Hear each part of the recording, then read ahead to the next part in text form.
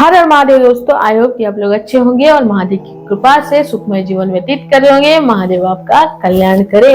तो हम फिर से आ गए एक नए एपिसोड में, एक नए अध्याय में। तो आपने देखा पिछला अध्याय जो 9वां अध्याय था विद्वेश्वर संहिता का, उसमें महादेव ने कितना सुंदर वर्णन किया था। ब्रह्मा जी और विष्णु जी को समझाया था कि अहंकार कुछ नहीं होता, मैं कुछ नहीं होता, सबसे यूनिवर्सल बॉस कोई है तो वो मैं हूँ। तुम्हारी पे मैं नहीं चलेगी। तो अब हम लोग आगे बढ़ते हैं 10वें अध्याय की ओर विद्वेश्वर संहिता का, और देखते हैं कि 10वें अध्याय में क्या है। आपने चैनल को सब्सक्राइब नहीं किया तो प्लीज कर लीजिए और एक भी अध्याय को मिस मत कीजिए, प्रॉपर उसका श्रवण कीजिए, क्योंकि आगे अभी जो आ रहा है वो बहुत कुछ आने वाला है। गरुड़ पुराण, लिंग पुराण और भगवत गीता, ये सबका अपन पाठ करने वाले हैं। तो जरूर सब्सक्राइब कीजिए, और कुछ नहीं समझ में आ रहा है तो प्लीज प्लीज कमेंट करिए, जरूर करिए। तो चलिए हर हर महादेव शुरू करते हैं 10वां अध्याय विद्वेश्वर संहिता का महाशिव पुराण। सृष्टि स्थिति आदि 5 कृत्यों का प्रतिपादन, प्रणव एवं पंचाक्षर मंत्र की महत्ता, ब्रह्मा विष्णु द्वारा भगवान शिव की स्तुति तथा उनका अंतर्धान होना। तो ब्रह्मा और विष्णु बोले, हे प्रभु, हम दोनों को सृष्टि आदि 5 कृत्यों का लक्षण बताइए। तो शिव जी बोले, मेरे कृत्यों को समझना अत्यंत गहन है, तथापि मैं कृपा पूर्वक तुम दोनों को उनके विषय में बता रहा हूँ। हे ब्रह्मा और अच्युत, सृष्टि, स्थिति, संहार, तिरोभाव और अनुग्रह, ये 5 ही मेरे जगत संबंधी कार्य है जो नित्य सिद्ध है। संसार की रचना का जो आरंभ है वो सर्ग है। मुझसे पालित होकर सृष्टि का सुस्थित रूप से रहना ही उसकी स्थिति कहा गया है, उसका विनाश ही संहार है। हे प्राणों का उत्क्रमण ही तिरोभाव है। इन सब से छुटकारा मिल जाना ही मेरा अनुग्रह है। इस प्रकार मेरे 5 कृत्य हैं। इन मेरे कर्तव्यों को चुपचाप अन्य पंचभूत आदि वाहन करते रहते हैं। जैसे जल में पड़ने वाले गुपुर बिंब में आवागमन होता रहता है। सृष्टि आदि जो 4 कृत्य है वे संसार का विस्तार करने वाले हैं। 5वां कृत्य जो है अनुग्रह मोक्ष का हेतु है। मतलब जो महादेव है उन्होंने समझाया कि जो 5 कृत्य है वो क्या चीज है, जो 4 जो है वो क्या है, और जो 5वां जो है वो मोक्ष की तरफ ले जाता है, तो उसके बारे में बताया है। 5वां कृत्य अनुग्रह मोक्ष का हेतु है। वो सदा मुझ में ही अचल भाव से स्थिर रहता है। मेरे भक्त जन इन 5 कृत्यों को 5 भूतों में देखते हैं। सृष्टि भूतल में, स्थिति जल में। इसे ध्यान से सुनिएगा। सृष्टि जो है भूतल में यानी कि जमीन पर, स्थिति जो है जल में है, संहार जो है अग्नि में है, तिरोभाव जो है वायु में है, और अनुग्रह जो है आकाश में स्थित है। पृथ्वी से सबकी सृष्टि होती है, जल से सबकी वृद्धि होती है, आग सबको जला देती है, वायु सबको एक स्थान से दूसरे स्थान को ले जाती है, और आकाश सबको अनुग्रहित करता है। ये विद्वान पुरुषों को जानना चाहिए। पंचभूत, पंच महातत्व कितने इंपॉर्टेंट है और वही अपने जीवन का आधार है, ये बताया गया है महादेव द्वारा। इन 5 कृत्यों का भार वहन करने के लिए ही मेरे 5 मुख हैं। 4 दिशाओं में 4 मुख है और इसके बीच में 5वां मुख है।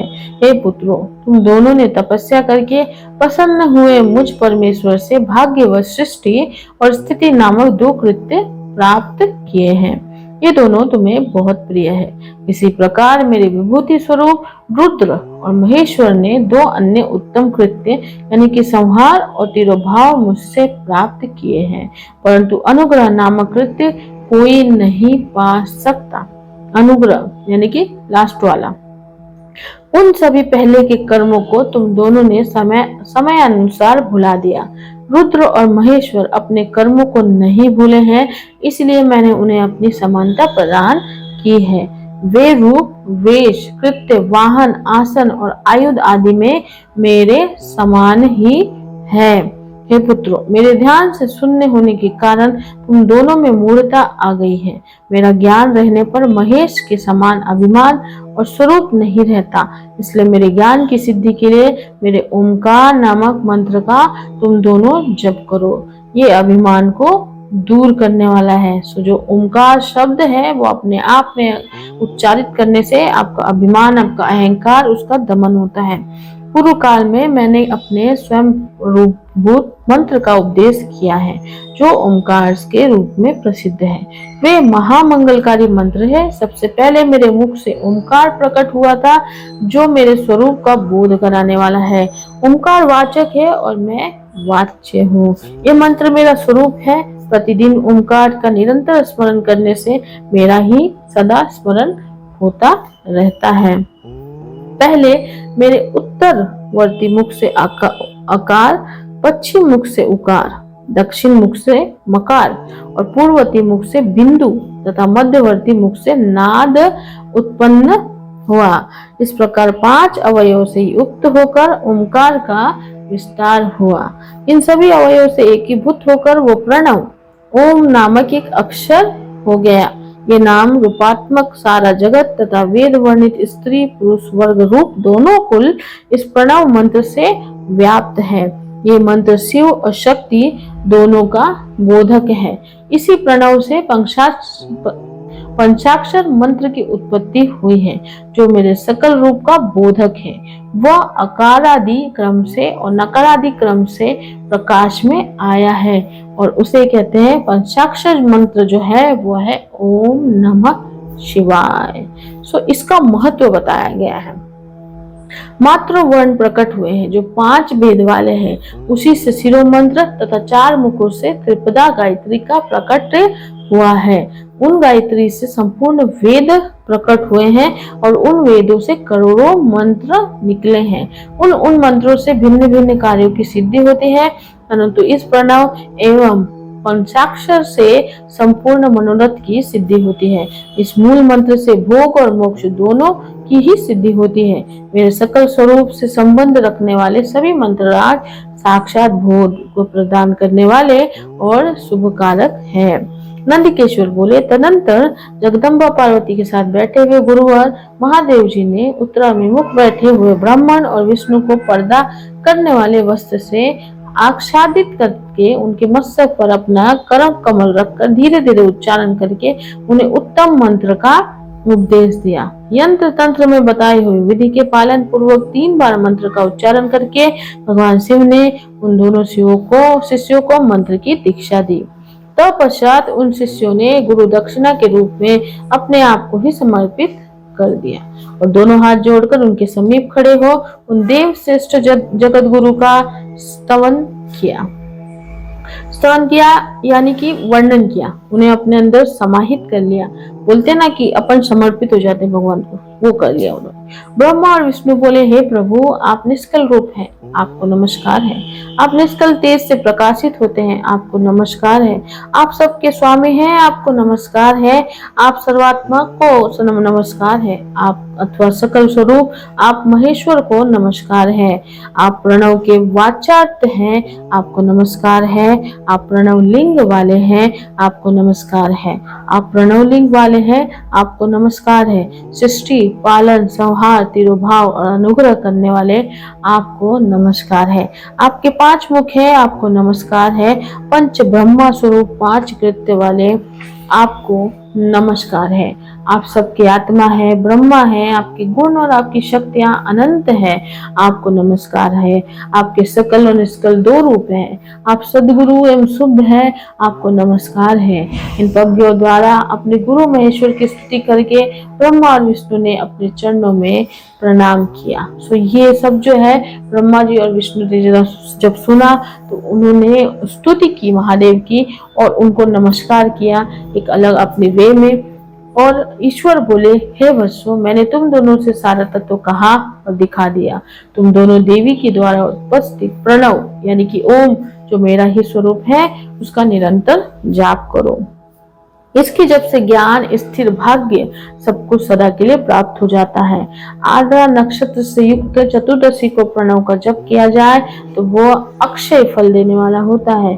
सूर्य की संक्रांति से युक्त महा आर्द्रा नक्षत्र में एक बार किया हुआ प्रणव जप 40 गुने जप का फल देता है। मृगशिरा नक्षत्र का अंतिम भाग तथा पूर्ण वर्ष का आदि भाग पूजा, होम और तर्पण आदि के लिए सदा आर्द्रा के समान ही होता है। ये जानना चाहिए, मेरा या मेरे लिंग का दर्शन प्रभात काल में ही प्राप्त तथा संगव मध्यम काल के पूर्व काल में करना चाहिए। मेरे दर्शन पूजन के लिए चतुर्दशी तिथि निशिथयापिनी अथवा प्रदोषयापिनी लेनी चाहिए, क्योंकि परिवर्तनी अमावस्या तिथि से संयुक्त चतुर्दशी की ही प्रशंसा की जाती है। पूजा करने वालों के लिए मेरी मूर्ति तथा लिंग दोनों समान है, फिर भी मूर्ति की अपेक्षा लिंग का स्थान श्रेष्ठ है। इसलिए मुमुक्ष पुरुषों को चाहिए कि वह वेर यानी कि मूर्ति से भी श्रेष्ठ समझकर लिंग का ही पूजन करे। लिंग का ओंकार मंत्र से और वेर का पंचाक्षर मंत्र से पूजन करना चाहिए। शिवलिंग की स्वयं ही स्थापना करके अथवा दूसरों से भी स्थापना करवाकर उत्तम द्रव्यमय उपचारों से पूजा करनी चाहिए। इससे मेरा पद सुलभ हो जाता है। इस प्रकार उन दोनों शिष्यों को उपदेश देकर भगवान शिव भगवान महादेव अंतर्ध्यान हो गए। इस प्रकार से शिव महापुराण के अंतर्गत प्रथम विद्वेश्वर संहिता में ओंकार उपदेश का वर्णन नामक 10वां अध्याय पूर्ण हुआ। हर हर महादेव। सो देखा आपने कितना महान बोला महादेव ने। ओम शब्द जो है, जो हम ओम बोलते हैं, ये ओम कितना महान तत्व छुपाए हुए हैं अपने अंदर। आप जब ओम बोलते हो तो बोलते हैं ना कि आप मेडिटेशन करो या आप ध्यान करो तो ओम बोलो। तो ओम का इतना ज्यादा महत्व है कि ओम के नाद से ही सारी दुनिया का निर्माण किया है महादेव ने, और ओम एक स्वरूप है महादेव का ही। तो ये प्रणव जो बोलते हैं ओम, और ये जो ओम नमः शिवाय, ये हम किसी को भी नमः करते हैं उसके आगे जो ओम लगाते हैं, इसका एक अलग ही स्थान है, और वही उसी का वर्णन ये 10वें अध्याय में किया गया है। सो आई होप कि आपको ये अध्याय जरूर पसंद आया होगा। तो इसके बारे में आप क्या समझते हैं, आपको कुछ बोलना है, कुछ ऐसा शेयर करना है तो जरूर जरूर कमेंट कीजिए, जरूर बताइए। आपको और कुछ भी जानना है, जो भी अध्यात्म की ओर जाना चाहते हैं या जिन्हें मोक्ष चाहिए, जिन्हें जीवन का रहस्य समझना है। वैसे तो सभी को समझना चाहिए। आजकल दुनिया में ना बहुत लोग गलत दिशा में ही जा रहे हैं। मतलब हम तो कहेंगे कि 90% कलयुग का प्रभाव समझ लीजिए, यार पता नहीं, पर 90% लोग ना गलत दिशा में ही मूव ऑन हो रहे हैं। किसी को पता ही नहीं कि हम कर क्या रहे हैं, है ना। कोई तू बोलता है तो उसे मानने पे आजकल सब छोटे छोटे बच्चे देख लीजिए आप, 20 साल के, 10 साल के, 18 साल के बच्चे खून खराबे पे उतर आते हैं। कोई तू बोलता है लड़ाई करने लग जाते हैं, और है ना द्वेष बढ़ता जा रहा है, एक दूसरे के प्रति गुस्सा बढ़ता जा रहा है, और मतलब भावनाएं एक दूसरे के प्रति एकदम नफरत भरी हो रही है।